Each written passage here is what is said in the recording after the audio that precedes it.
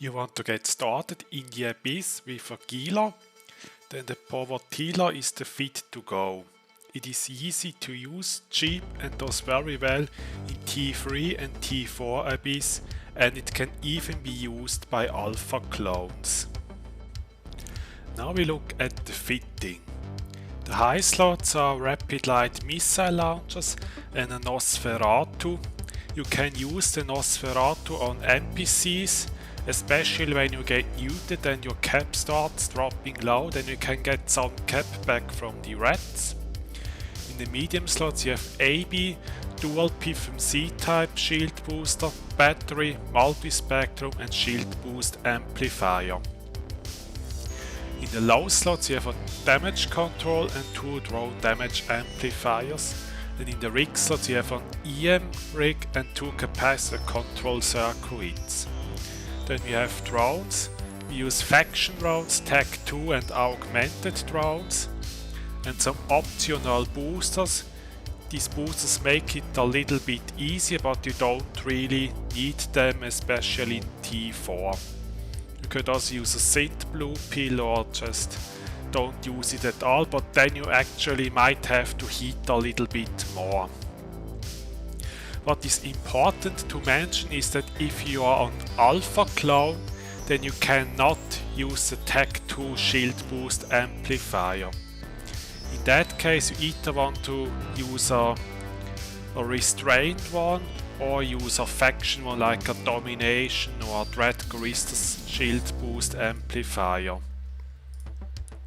And as alpha clone you will also not be able to use Tech 2 or augmented drones. In that case all your drones are going to be the Caldari Navy Vespa drones. The Povertila can do up to T4 electrical, exotic and Gamma Abyssals. You have to adjust your drones and ammunition depending on the weather type you are going to do. But this Povertila does the best in exotic because there it uses the damage bonus and the drones the best.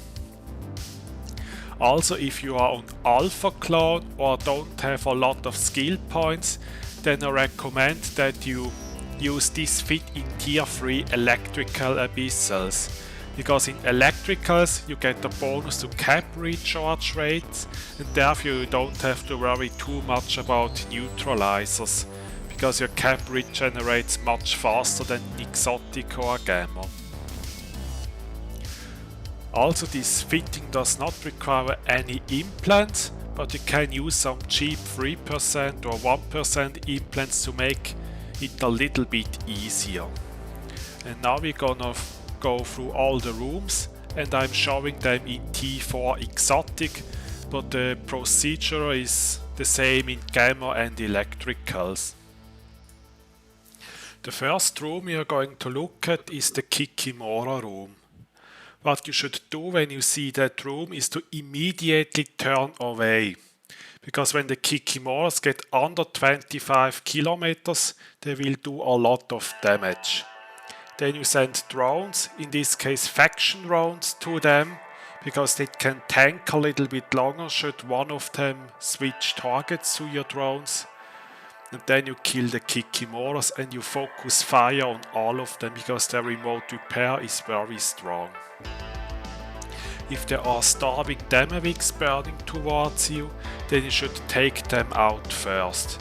But the main focus in this room should always be the Kikimoras. Even if there are Rodivas or Drekavacs around them, always focus the Kikimoras first, because they will do a lot of damage, and if you let them ramp for too much then you will die. This is why you should keep range for them as long as possible and focus on them right at the beginning.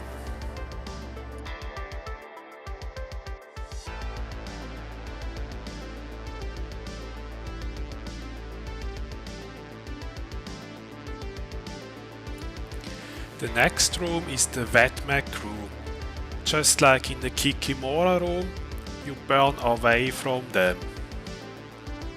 Then you kill any starving and tangling Drekavac that burns towards you, to one, lower newt pressure, and second, lower the effect on your drone application. Because the tangling dynamics will web the drones, and then the drones will have a harder time reaching the Vedmaks and doing damage because they orbit very fast. After these dynamics are gone, then you focus everything on the Vedmak, because Vedmaks will also do a lot of damage if they start ramping up.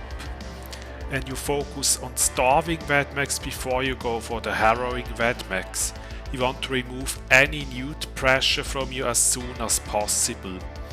And this room here that I'm showing is actually the example of a harder Vedmak room, as it has 3 starving Vedmaks. And the starving Vedmaks, they have 10 km optimal range on the newts and 6 km fall off. So you want to burn away from them as far as possible, because then their newt pressure will drop massively. If you are under 10 km, then they will apply full newts. And at the beginning it is important that you only start wrapping as soon as you need it, because if you overwrap or just keep your shield boosters running all the time, then you will actually start with lower cap, and then it is much more likely that you end up getting neuted. So keep in mind, only use your tank when you really need it. Most of the time you can just use one shield boosters, but then only use the second one if you really need it, because otherwise you might end out of cap. Next we have Karen. Important in this room is to keep transversal up as much as you can and avoid blue clouds or getting webbed at all cost. Then you kill all the entanglers and null chargers or dissipators, because you don't want to be neuted out or webbed in that room. And after these are gone, then you focus everything on Karen. There are 2 variants, one with sleeper cruisers and one with the drifter cruisers. The version with the drifter cruise is a little bit harder because there tend to be more newts and webs than in the variant with the sleeper cruisers. In this case I focused on the entanglers first, so that I can keep transversal up and pull range on the null charts so that they don't newt as hard, and after that I kill the null chargers. And once all those cruisers are gone, I send drones to Karen and also get in range for my missiles. If there would also be, for example, null warp cruisers, then I send drones to Karen after all entanglers and null charges are gone, and then just kill the remaining cruisers with the missiles. You can tank Karen for a little bit, but not permanently, especially when she gets a wrecking shot, then it can become dangerous. So it is the best to keep transversal up as much as you can and don't get into a blue cloud. Actually, if there is a tracking tower near Karen, then she might hit you a little bit better, even if you try to spiral in or keep transversal up. So you have to pay attention to that, and also pay attention to your tank. Like in that case, it might be a good time to also use your second shield booster. Next is the Sansha room. In this room you use faction drones and kite them. Kiting can be harder if there are a lot of those sensor damping frigates, the lookouts. So in that case it's important you make a move and then immediately launch drones before they can lock you. Because then the drones will auto-aggress those frigates and then you can pull some range. You want to avoid getting too close to the knights or the smiths, because they will newt. So it is optimal to keep at range, kill frigates first and then the cruisers. And on the cruisers you want to keep transversal up as much as you can, because the knights don't have the best tracking at all. That's how you do this room. Next up we got the Angel room. In that room you use one shield booster the entire time and only activate the second when you really need it, because in that room there tends to be a lot of neuting pressure. You also use faction drones because the Cinnaballs like to go for your drones. And what to do here is to kill the non-elite Cinnaballs and then the elite Cinnaballs, and after that all the remaining frigates and cruisers. Once the Cinnaballs are gone, then you can just tank this room with one shield booster running and don't really have to worry about anything more, because the Cinnaballs do the most DPS in that room. So that's why you kill them first. Also keep in mind that sometimes your drones get aggro, and if there's too much drone aggro and they barely can move, then it is a good idea to call them back to drone bay and just relaunch them and send them to the Cinnaballs or whatever they were shooting again. The next room are the drone Battlecruisers, and in that, similar to Kikimora or Vedmak, is you try to keep as much range to them as you can, because they do a lot of damage when they get too close. You also have to pay attention for your drones, because one of those Battlecruisers will switch to one of your drones after some time. At the beginning you first kill any webbing frigate that burns to you, the snarecasters, and then you focus on the Battlecruisers. Use faction drones, because they can tank a little bit longer when one of those Battlecruisers switches to the drone, so you have more time to react and call them back to your drone bay. In the Marshal room, you want to keep speed up as high as you can and avoid blue clouds or getting webbed at all cost. Because if you get into a blue cloud or web, then the Marshals will do insane damage, and then you can even get alphaed if there are many Marshals in there. What you do is to kill any webbing frigate that burns toward you immediately, because you don't want to get webbed. And once those webbing frigates are gone, then you focus everything on the Marshals. You want them gone as soon as possible, because they do the most damage, and one Marshal alone does over 400 DPS. And in T4 that can be up to 4 or even 5 in a single room.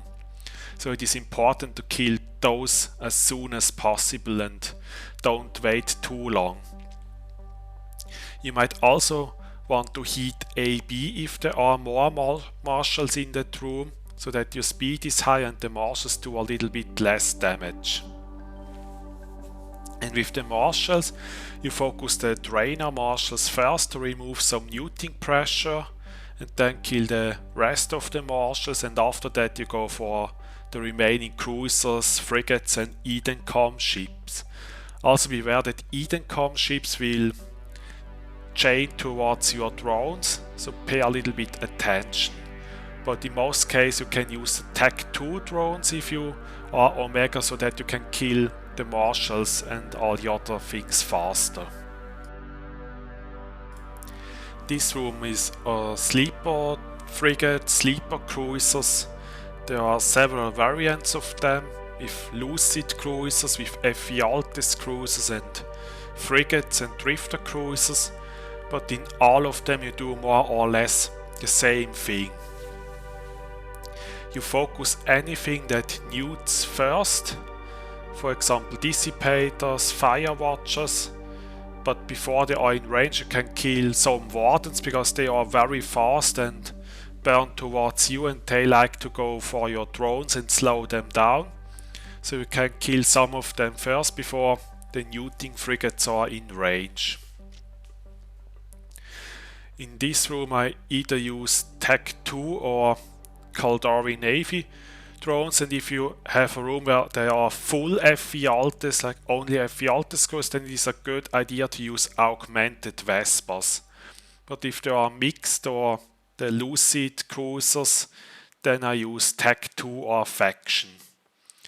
And if there are many frigates, then I prefer Faction, because some of the frigates like to go for your drones, and Faction drones are more tanky which means that you can keep them longer out and don't have to recall them first. And if there are sleeper cruisers mixed with Ephialtes, then I tend to send drones after the Ephialtes and focus the sleeper cruisers with missiles, because it's very easy to apply to those drifter cruisers because they have a very big signature radius. Next are Drekavacs, similar to Kikimoras. Focus everything on Kikimoras, but before kill any starving Drekavac that burns toward you. Once the starving Drekavacs are gone, then focus everything on the Kikimoras and then go for the Drekavacs. If there are only like 1 or 2 Kikimoras, then I use Tech 2 drones, and if there are multiple Kikimoras, then you might want to use faction drones until all Kikimoras are done and then switch to Tech 2 drones for the Drekavacs.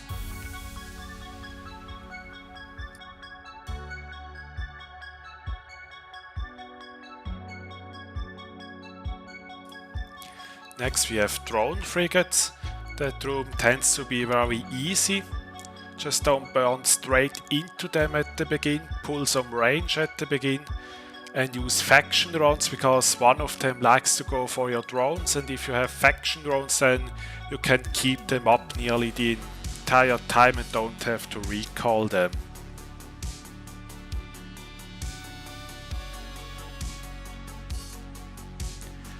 This is the Leshak room.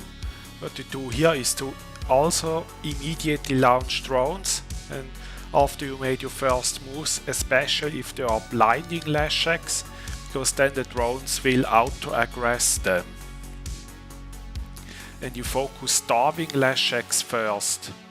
And what you also do is to keep transversal up towards them as much as you can, because those are battleships and don't have the best tracking. However, Leshaks have the best tracking from all battleships, and so it might not be that easy to keep transversal up, because then they might still hit you, especially if there's a tracking tower near the gate or if you spawn inside a blue cloud. But once all the starving Leshaks are gone, then you should be fine to tank the remaining ones. Sometimes there are also rogue drone frigates in them. They might go for your drones, and if there are snare casters or spotlighters, then you want to kill them earlier to lower the application of the Leshaks.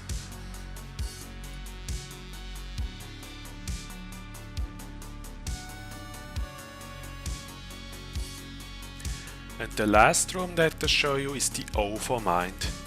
Just like with all the other battleships, try to keep transversal up as much as you can. The Overmind often spawns with some support frigates. Focus spotlighters and snare casters first, because they will help the Overmind to apply damage better to you. Also, the Overmind has better tracking than Karen, so it might be a little bit harder to keep transversal up, but you should be able to tank the battleship if you have both shield boosters running. It is actually important towards the end before going to the next room to keep transversal up, because then you can turn off your shield boosters and try to generate capacitor back so that you have more when you go to the next room. What I used in these rooms are Tech 2 drones, and then I kill all the snare casts and spotlights and then send the drones to the battleships and kill the remaining rogue drone frigates with missiles, and after that I focus everything on the Overmind. Actually, that room was a little bit more difficult because there the Overmind went inside the speed cloud, and then it was between me and the gate, so I could not really get a stable orbit to him, because then I would have been very far off from the gate and would have had to burn to the gate again. So I just moved around the gate trying to keep transversal up as much as I can.